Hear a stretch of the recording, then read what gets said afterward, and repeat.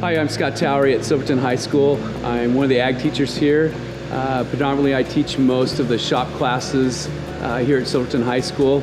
And one of the mini grants that I was able to get from MWEC this year was a safety 3D virtual welder, the glasses to enable students to be able to look at all of the equipment here in the high school shop in a 3D format.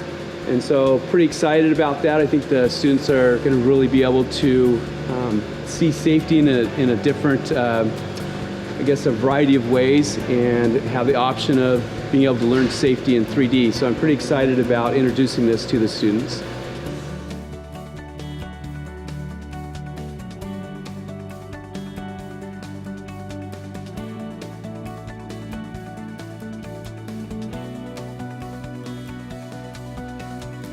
I'm JohnyBaldman, a junior at Silverton High School.